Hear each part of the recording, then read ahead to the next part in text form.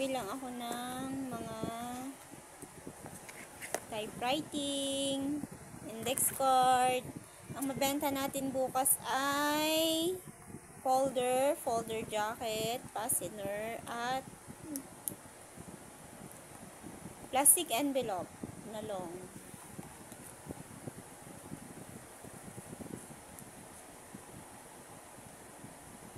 Anong gagawin ko?